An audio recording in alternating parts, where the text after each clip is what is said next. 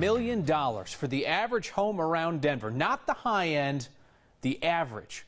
More than $540,000, according to new numbers out today from the Denver Metro Association of Realtors. That is a record. So is the median price, which keeps mega mansions from skewing the average. But even then, you're still talking about nearly a $500,000. Noel Brennan shows us the new cost of being average. No one really aspires to be average, but if you're a home in Denver, average isn't too shabby. So welcome, come on in. This home was built in 1890. It is a Highlands Victorian style home. We are in a 1947 ranch style home in Mayfair. We are at 1991 Gray Street in Edgewater. All of these homes are average, at least in price. Oh gosh, our average price now is $540,600 to be exact. In Mayfair, on the east side of Denver, $540,000 gets you 1,700 square feet, 3 beds, 2 baths. A fully remodeled kitchen, hardwood floors. Up in the Highlands, You have your main living space, the interior might be updated, double ovens, a brand new fridge. but there's less space. This home, only about 1,600 square feet. Here you do pay a little bit of a premium to be so close to 32nd and Julian, as well as all of the walkable neighborhood bars and restaurants on 38. Head a bit west to Edgewater, you'll get a little bit more for less. This home is just over 2,100 square feet, and it's listed at $525,000 right now. That's actually below average for the Metro right now. It sounds very high, and I guess if I hadn't been in the business as long as I have, I guess I would be surprised. In other words, what's average now probably won't be next month. Real estate's an investment, and it's a solid investment. It's never going to go to zero. There is a home out there for everybody. Just hang in there. For Next, I'm Noel Brennan. Now, some might argue the median price is a more accurate indicator of the market, some meaning me. The Denver Metro Association of Realtors says the median price of a home in the metro area is $451,000. That is up nearly 8% over last year's median. Aurora City Council is down to 4 remaining contenders to be named that city's next mayor. You got Tim Hogan, son of the late mayor Steve Hogan, a current councilman Bob Laguerre, and 2 former members of council, Randy Peterson and Debbie Hunter-Holland. They'll be interviewed by City Council, which will then have a vote to name a mayor to serve out the remainder of Hogan's term. That'll happen on June 25th. The candidates for governor are debating on 9 News this week. The Republicans, Thursday, 7 p.m., Channel 20. And last night, I asked the Democrats why they are best positioned to defeat the GOP frontrunner, Walker Stapleton. Ms. Candy, you lost a statewide race to him. We'll begin with you. I don't believe Walker Stapleton is where the people of Colorado are today. And quite frankly, I don't see myself as running against anybody here on this stage or running against the Republican nominee. I am running because there are things we need to get done here in this state. Mr. Polis, you know that Republicans are hoping you win this primary. They openly talk about how they think that you would be the easiest Democrat to beat. That's reverse psychology. They're trying to scare Democrats away from voting for me because they know that I'm the one that's going to beat Walker Stapleton or Victor Mitchell. Look, I have won statewide by 8 points in a year that George Bush carried the state by 8 points. I was able to win. In the district I currently represent in northern Colorado, the biggest, most populated county in my district is Larimer County. Every elected official in Larimer County, assessor, coroner, sheriff, commissioners, all Republican. And I actually carry that county in my election. The Republicans will say that I'm the candidate they are most afraid of seeing in the general election. And I think that's because I can both win in all parts of the state. I'm a fluent Spanish speaker. I grew up on the Western Slope. We have a broad coalition. And I think with all due respect to Jared, the reason why you won that statewide race was because you outspent your opponent almost 50-1 in that election. You're not going to be able to do that in the general election, I think, against the Republicans. Ms. Lynn, I want to get to you. Why are you Democrats' best hope against Walker Stapleton? Well, because I think I'm the only adult in this room. This bickering is insane. The voters want to hear about issues, and they can make the decisions based on track records. Actually, Doug Robinson, who's a Republican candidate for governor, said that I am the candidate that he fears the most. So I feel like that went well. The full Democratic debate is on the next YouTube channel. The Republicans will be here 7 p.m. Thursday on Channel 20. Aurora City Council is going to let voters decide, let drivers decide whether to get rid of red light cameras. 9-1 vote on council to put this simple question on the ballot. Should Aurora continue to issue red light tickets to drivers that enter an intersection after traffic light turns red? Council decide It was sick of debating the issue year after year.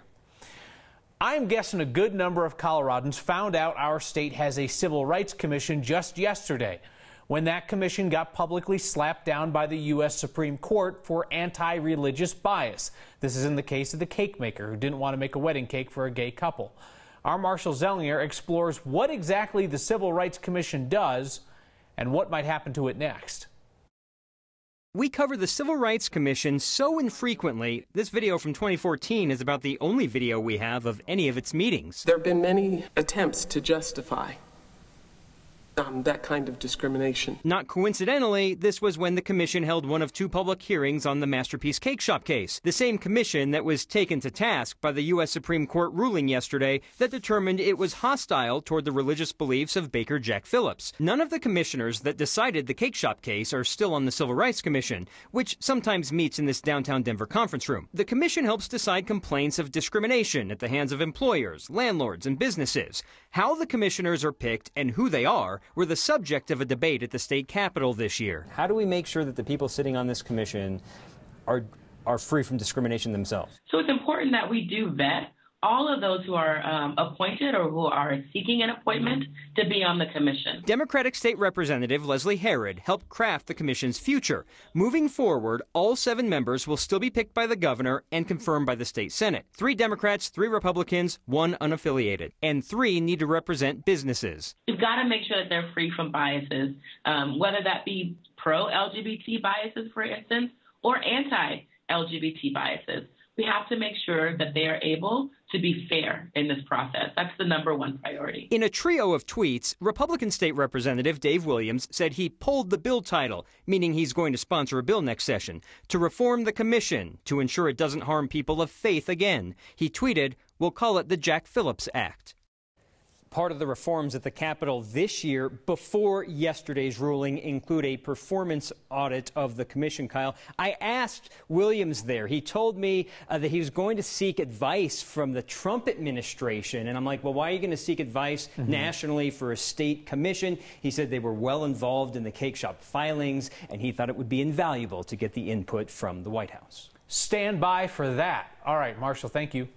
So it's weird telling voters not to send in a ballot, but unaffiliated Coloradans, bigger slice of the pie than Democrats or Republicans here. You all need to just pick one party primary ballot to vote and return. Can't send back both or they won't count. Politics guy Brandon Ritteman explains how the state plans to enforce the no double dipping rule. So if you're an unaffiliated voter, your county is going to send you some sort of instruction sheet. This is the one for Arapahoe County that says you can only return one of those 2 ballots. And it says if you return both, none will count. To explain how that's going to work, we brought in the clerk from Arapahoe County, Matt Crane. And so talk me through, if I turn in 2 ballots, what then happens at your office? Sure. So if somebody sends back 2 ballots, first thing we always remind people is to make sure you sign your ballot before you send it back to us. So we will have a team of 3 election judges working to open the unaffiliated ballots so that we can be sure we protect the voters' privacy, the privacy of their vote.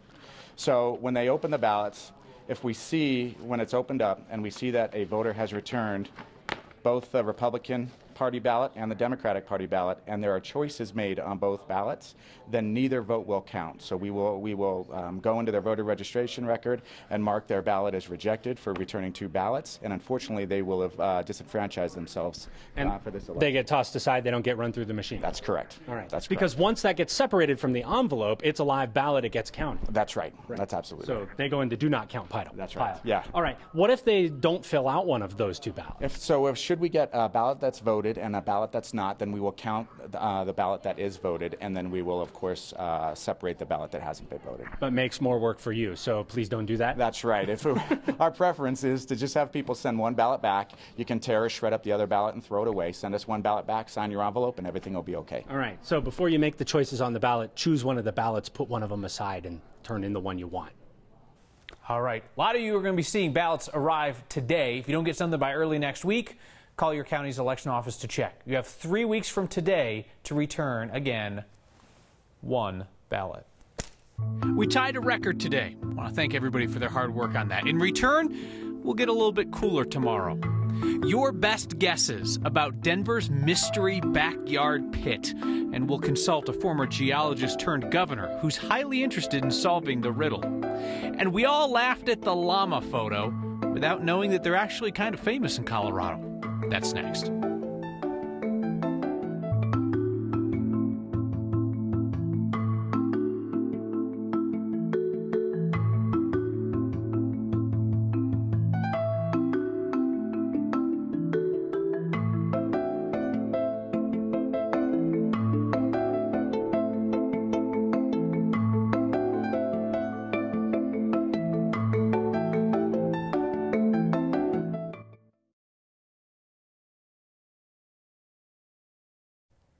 The cloud cover is cutting the heat a little bit, but we tied a record today with 95 degrees, a record that was set back in 1946, and a far cry from the average of 78, which is typically where we see our numbers this time of year. A lot of thunder, lightning, and wind with this moisture, these storms coming off the foothills, nothing severe. Some wind over 50 and 60 miles per hour with some of those collapsing storms in northwestern Colorado in advance of a front that will bring temperatures down about 5 to 8 degrees tomorrow. Moisture is very limited, much like today. We get sunshine to start, clouds by midday, and a couple of high base storms. The base of the cloud so far from the ground. Instead of rain, we get wind and lightning. And so for tonight, a little wind and lightning, then clearing. Our low at 60. Sunshine to start. Temperatures warming quickly, just under 90 tomorrow. Some areas north of Denver will be cooler and have a chance of seeing some stronger storms. Isolated storms Thursday. We're back to the mid-90s heading into the upcoming weekend, and slightly cooler weather for the first part of next week. And again, when it's hot, no pets, no kids left in the car ever, Kyle. Don't do it. Thank you, Kathy. Last week, we all here peered into this mysterious brick-lined pit that was discovered in a backyard in Denver's Wash Park neighborhood. Historical experts were split on its origin, and so were you. So you got Eric, Bruce, and Donna, who are with me, that it's a grease trap. Mark and Cindy said it was a cistern. Marilyn and Dale thought an old septic tank. Jim and Nancy think a smoker. So the woman who found the hole originally happens to work for Governor Hickenlooper, who is a former geologist, and we learned the governor is equally entranced by the pit. When I first went and looked at it a few weeks ago, it's brick, but it doesn't have any burn marks on it or any, of the ash, so it probably wasn't used as a fire pit. I thought originally it was some sort of a well, but it seems to have a bottom that's only about 4 feet down. That's probably unlikely. It didn't have any stains or other evidence of being used as a privy. So I don't think you were privy to the right information in that sense. To be honest, I think it's still a mystery. Unless there was some near surface groundwater, it's hard to see how it would have been a source of water, and yet there's no fire marks and there's no smell or stains that would indicate it was used as a receptacle for human waste. If you were not a failed geologist turned politician, would you have a better answer of the geology of this? Probably. If I had been a better geologist, I would still be a geologist and would be able to give you a concrete answer. So, not an outhouse. That's great news for Steve Steger, who climbed down in there and rolled around a bit. Rescuers have to figure out how to get an exhausted 120-pound dog off a trail. And we tackle another mispronounced place name in Colorado, playing What Do You Say? Next. I bet it'll be on like the 4 o'clock maybe. Or maybe the 5. Well, Maybe the 10 o'clock when everybody's watching. At least it's not like the 6 o'clock.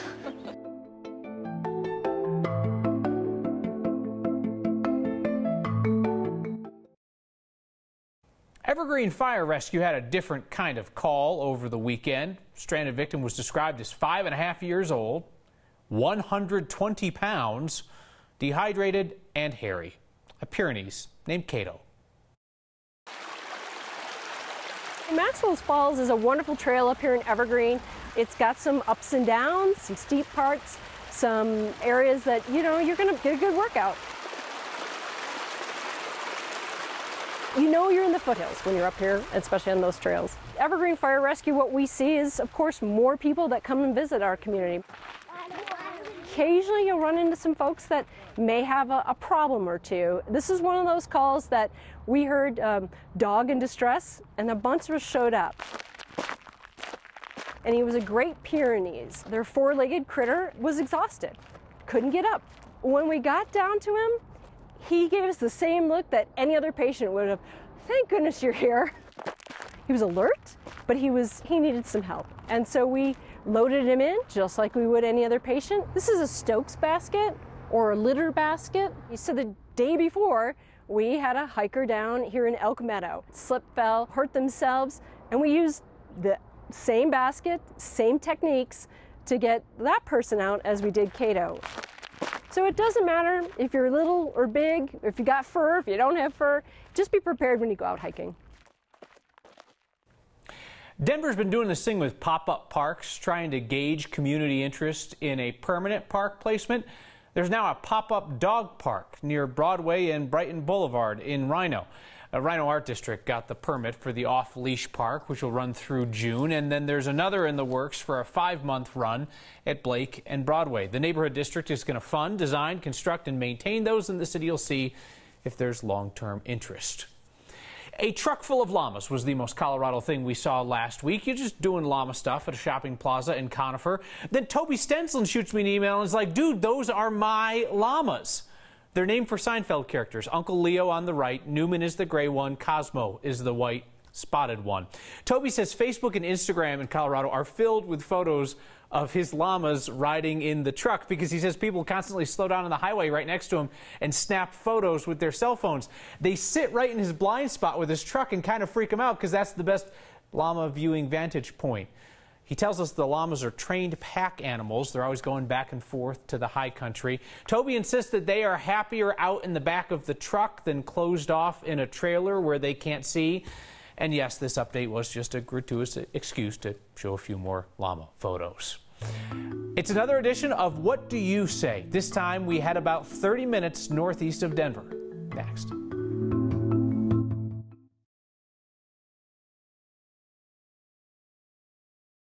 Time for another edition of What Do You Say? This time we head up northeast of Denver, out I-76, to a town that starts with an L, a town that straddles Weld and Adams counties, and was recently rattled by a mysterious boom. Next, viewers Diana, Michelle, Ann, and Daniel all asked us to settle how it's pronounced. So we called up the assistant town administrator and asked, what do you say? It looks a little funny, but it's super easy. You just pronounce it Loch Buoy. I hear a lot of Loch Buoy, pronouncing the CH, or things like Lockabee, Loch Blah. Sometimes get a little fancy with it. But it started as a 12-acre mobile home park. In the early 1960s, the name of the mobile home park was Spacious Living and nicknamed Space City. But when they had elected to incorporate, they renamed the town Loch Buoy. How cool would Space City, Colorado have been? But it's Loch Buoy. Name comes from the village in Scotland. If there's a name of a town, lake, river, any place that you've heard pronounced more than one way, send it our way. Email next@9news.com or get our attention with the hashtag HeyNext. So many questions about unaffiliated voters being able to vote in one of the two-party primaries. Susan writes in, what if a voter wants to vote for a Republican for governor and a Democrat for local office? Can't do it, Susan. You have to pick one or the other, and you can vote all the way up and down the ballot in that one. Kristen asks, will it be private? No. You will still remain an unaffiliated voter, but it will show up in which party primary you vote. And Jake says, can you clarify how voters who are neither Republican or Democrat can vote for third-party candidates? Just the one or the other. We'll keep taking your questions on this. See you next time.